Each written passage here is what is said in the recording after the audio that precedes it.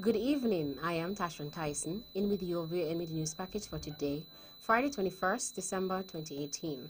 In our lead stories, nationally, one man hospitalized following accident and 2018 Soca Monarch crown up for the taking tonight. Regionally, committee recommends complete end to corporal punishment in Jamaica. Internationally, President Trump to pull thousands of troops from Afghanistan. And in sports, Heat beats Rockets ending 5-game winning streak. We'll have the details of these and other stories after this message.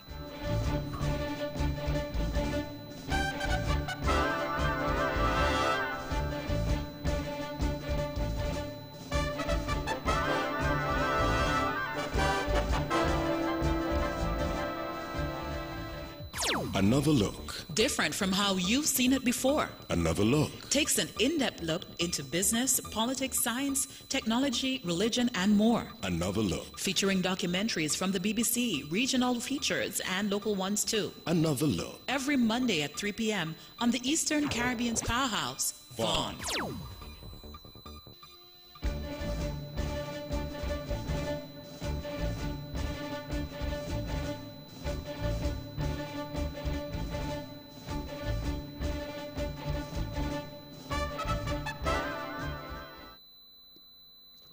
Welcome back, and now the national news in detail.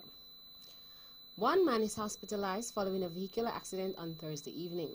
The accident took place on Long Point Road sometime after 9 o'clock and involved a vehicle with registration number R993. The man was the only occupant in the vehicle, which was extensively damaged. The VON Newsline will bring more information on the accident as soon as it becomes available. As activities for Sugar Mass 47 continue, the St. Kitts Nevis National Soca Monarch Finals will be held at the Carnival Village in St. Kitts at 8 p.m. 11 Soca finalists go up against reigning king Mr. Hype. They are Ruckus H.E., K.O., Berry C., Dagger, BMWA, C-Max, Lil Miss, Ketty, Blade, Jeezy Sparta, and Foxy. In 2017, the National Carnival Committee implemented a one-category, one-crown, one-winner regulation, which means instead of the groovy and power segments, which would have resulted in 2 kings, tonight's event will see one winner emerging as a 2018 Soca Monarch King or Queen. Last year, Mr. Hype was the first winner of the revised competition. 5 bills will ensure that individuals be regulated and all financial business taking place in St. Kitts and Nevis be brought under the Financial Services Regulatory Commission, FSRC, were passed unanimously in the National Assembly on December 19, 2018. These bills include the Companies Amendment Bill 2018, Financial Services Regulatory Commission Amendment Bill 2018, Captive Insurance Companies Amendment Bill 2018, Trust Amendment Bill 2018, and Limited Partnerships Amendment Bill 2018. Attorney General, the Honorable Vincent Byron, said that authorized persons who do business in financial dealings must get a license from the Financial Services Regulatory Commission. He said that these laws are contingent on the Financial Services Regulatory Commission having control over individuals who do business and finance in the country and to protect individuals who do business with them. The call to serve was made by Senior Minister the Honorable Vance Amory on Tuesday, December 18th. He was quoted as saying, "The government continues to appeal to our young Kittitians and Nevisians to take advantage of their career opportunities in serving their country as police officers." He also said that the government's appeal is that local citizens need to follow the example of the Vincentians and seize the opportunity to serve the country. Government has implemented a number of initiatives to increase the attractiveness of the police service over the past 3 years. This includes a 20% increase in risk pay for members of the security forces, a 40% increase in displacement allowances, and a 50% increase in ferry allowances for police officers serving in Nevis. The start of a long-term partnership between the cable and the government of St. Kitts and Nevis was signaled at a signing ceremony held at the Cable's conference room on Monday, 17 December, which will deliver a number of e-solutions to the education sector of the Federation. The solutions, which will be secured by state-of-the-art internet connectivity provided by the cable, will support several exciting new online initiatives. The technology and people-driven solutions will form the hallmark of the partnership. During the first phase of the project, the cable will provide high-speed bandwidth to both the secondary and primary schools in St. Kitts and to other education establishments. Permanent Secretary in the Ministry of Education, Mr. Vincent Hodge, said that the shared vision of his ministry sees St. Kitts and Nevis at the forefront of using innovation to engage education stakeholders. And finally, Deputy Premier of Nevis and Area Representative for the Parish of St. James, the Honourable Alexis Jeffers, expressed satisfaction with recent work done on the first phase of the Shaw's Road Improvement Project. The first phase of the Shaw's Road Improvement Project from Newcastle to Fountain Village commenced in early 2017. The second phase of the just over 2-mile project is expected to commence in the first quarter of 2019. Minister Jeffers visited the area on December 19, 2018, to observe additional work done on what can be described as the longest uninterrupted stretch of road in Newcastle. He explained that the speed limits are intended to reduce speeding to ensure minimal unfortunate accidents or incidents, and that the poles were painted as a safety measure for drivers and pedestrians driving at nights. That's our national news segment. You can visit our website at www.vonradio.com or check us out on our Facebook at Von Radio and our Von Radio YouTube channel. News from across the region is next.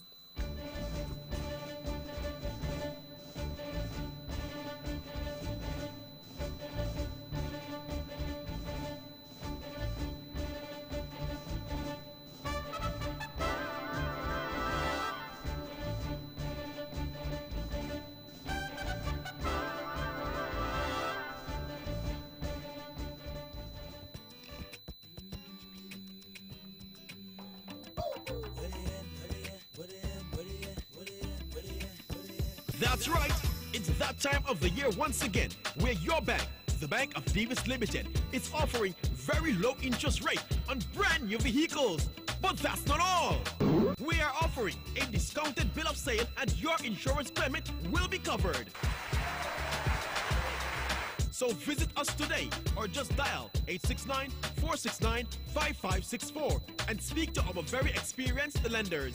My bank, your bank, our bank. The Bank of Nevis Limited, improving the quality of life. Like us on Facebook. If you wanna go and take a ride with me, we be willing in the four with the cozies. So why do I live this way? Must be the money. Terms and conditions apply.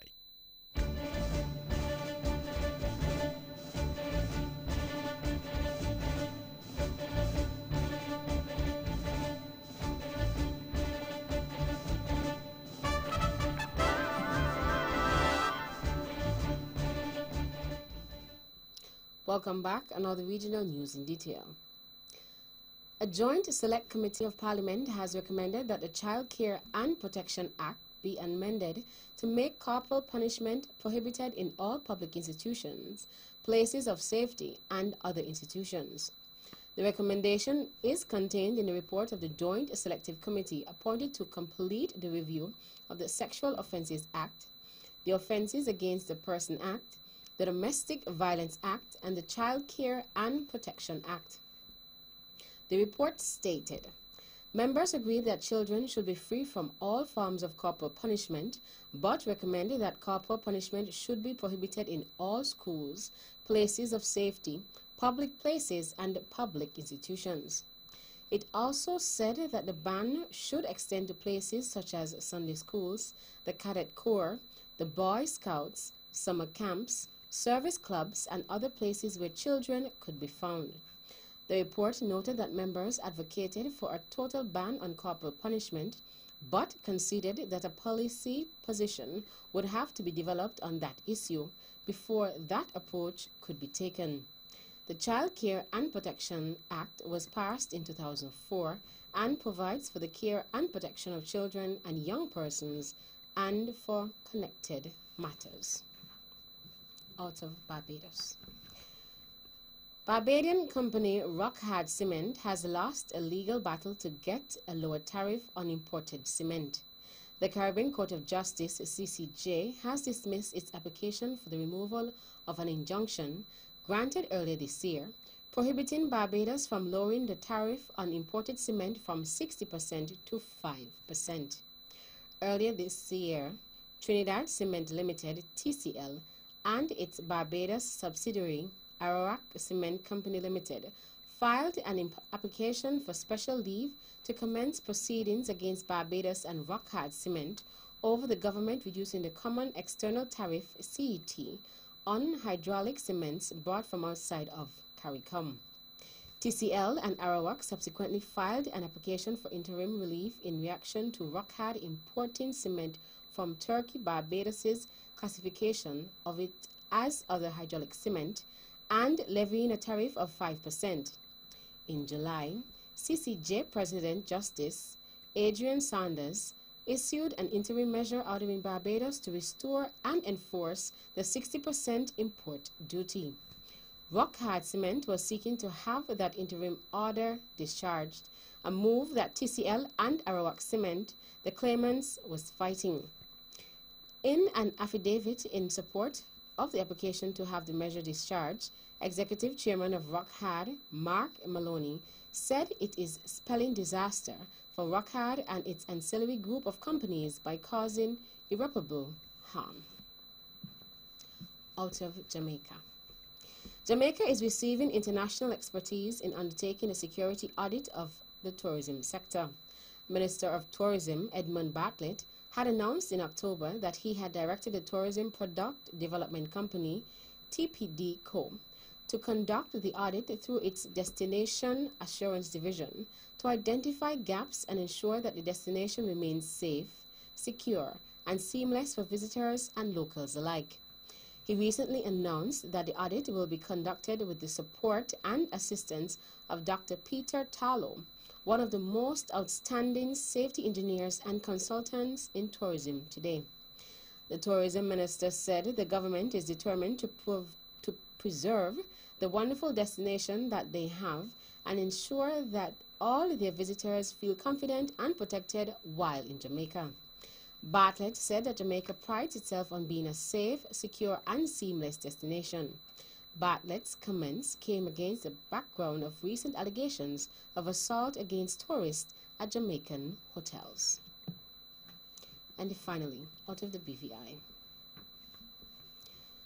The British Virgin Islands marked the 40th anniversary of the end of grant in aid from the United Kingdom at a special dinner on 15 December 2018 to commemorate the territory's success in becoming financially self-sufficient by 1978 and no longer requiring financial assistance from Britain to fund the government's budget.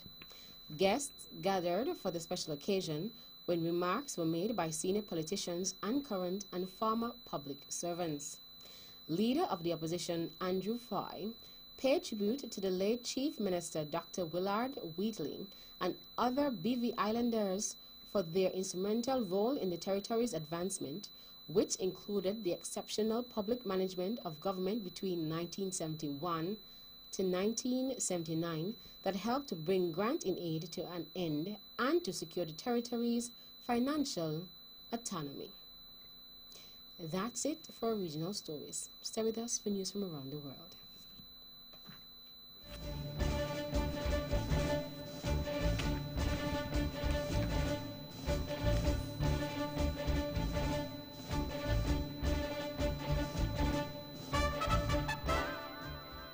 Welcome back, and now the international news in detail. The Trump administration is planning to withdraw thousands of troops from Afghanistan, U.S. media say. Reports citing unnamed officials say about 7,000 troops, roughly half the remaining U.S. military presence in the country, could go home within months. The reports come a day after the president announced the country's military withdrawal from Syria. Earlier on Thursday, Mr. Trump's Defense Secretary, Jim Mattis, announced his resignation from his post. Reports about the sharp reduction of forces emerged on Thursday, but have not been confirmed by U.S. defense officials. At least 13 miners have been killed and 10 more injured in a methane explosion at a Czech coal mine, officials say. Most of the victims were Polish miners provided by an agency, the state-run OKD mining company said. Thursday's blast happened 800 meters below ground at the CSM hard coal mine near the eastern town of Kawina, close to the Polish border. The managing director said a search operation was being hampered by fire. A minute's silence for the victims is being held in Parliament on Friday, he added. Oil prices have continued their recent fall, with Brent crude, one of the main international market prices, dropping below $54 a barrel. Andrew Walker reports. The price of crude oil has fallen by more than 35% since early October. The oil exporters group OPEC and a number of other big producers, including Russia, have tried to stabilise the market by agreeing production cuts for next year. Their effort has not had a lasting impact. Global production has remained strong despite that agreement, partly due to the US shale oil industry. There are also concerns about the prospects for the global economy, which have been reflected in falling share prices. And finally, Pope Francis has urged Roman Catholic priests who have sexually abused children to turn themselves in and face justice. In his strongest comments yet in the crisis that has engulfed the church, the Pope said abusers would hand themselves over to authorities and prepare for divine justice. Pope Francis was delivering his annual address at the Courier, the Central Vatican administrative body. The Church will spare no effort to do all that is necessary to bring to justice whosoever has committed such crimes. The Church will never seek to hush up or not take seriously any case. That must never happen again. That's it for our news segments. The latest in sports is next.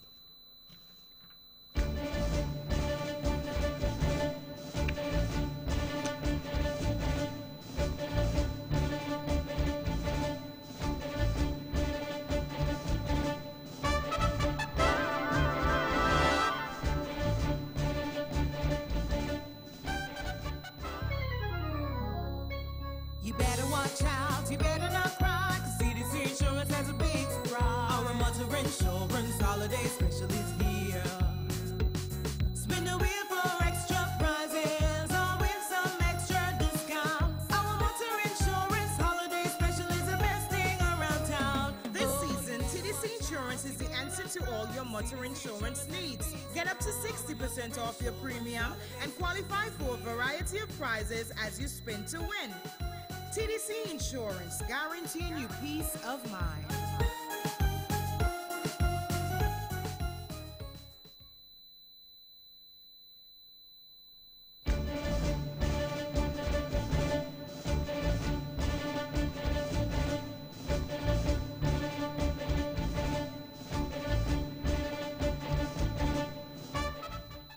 Welcome back on Other Sports in Detail.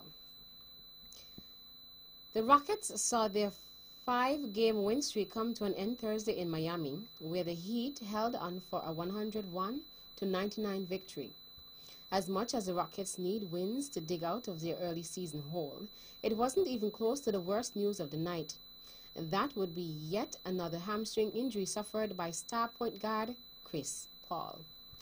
Meantime, Danilo Gallinari scored 32 points, Lou Williams added 26, and the Los Angeles Clippers snapped a 4-game losing streak with a 125-121 victory over the Dallas Mavericks on Thursday night.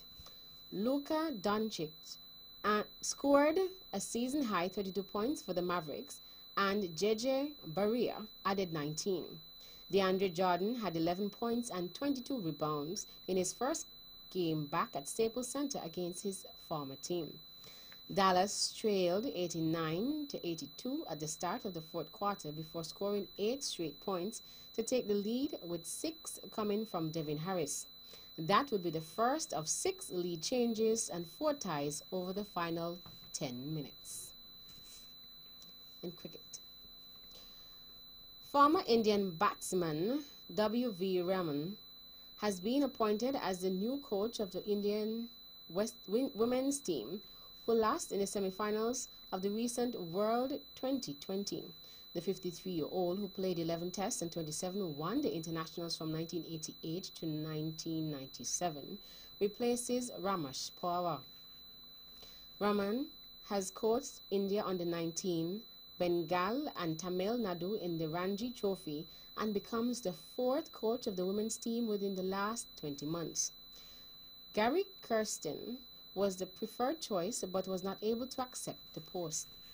A committee comprising former India internationals Anshuman Gaikwad, Kapil Dev, and Santha Rangswamy recommended ex-South Africa batsman Kirsten to the Board of Control for Cricket in India, BCCI. In more cricket, ex-Australia captain Steve Smith has appeared in a Vodafone Australia advert in a bid to spread awareness about mental health for young Australians.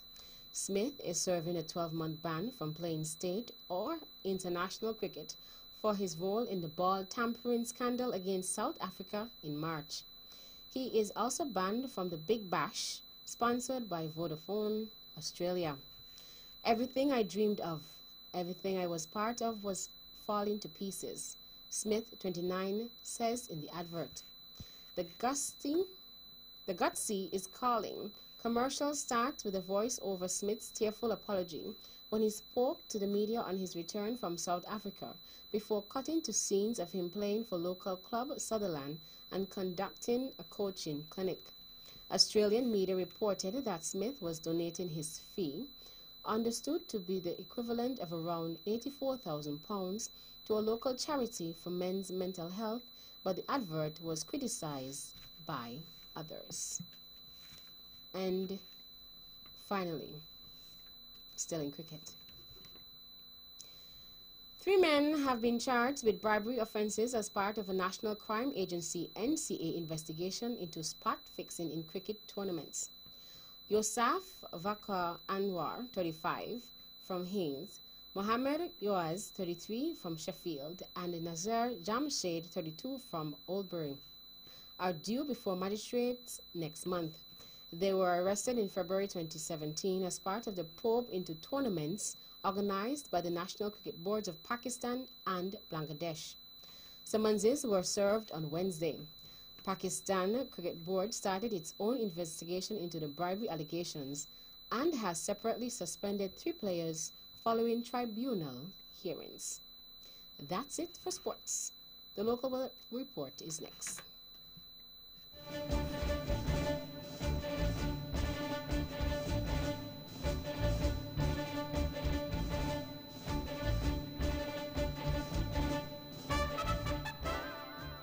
Welcome back. Another local weather forecast for St. Kitts and Nevis.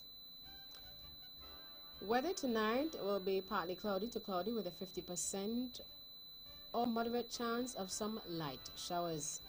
Winds are easterly at 19 to 38 kilometers per hour, or 10 to 16 knots over land, and peaking to 33 kilometers per hour or 18 knots over open waters. Seas are 1.8 meters or 8 feet.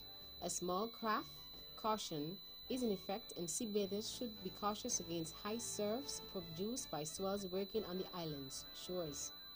Sunrise tomorrow will be at 6:36 a.m. And that's how we wrap up the major news package for today, Friday, 21st December 2018. Before we go, let's take a look at the headlines once again. Nationally, 1 man hospitalized following accident, and 2018 Soca Monarch crown up for the taking tonight. regionally. Committee recommends complete end to corporal punishment in Jamaica. Internationally, President Trump to pull thousands of troops from Afghanistan. And in sports, Heat beats Rockets, ending five-game winning streak. On behalf of the rest of the news team, I am Tashan Tyson, wishing you a great weekend.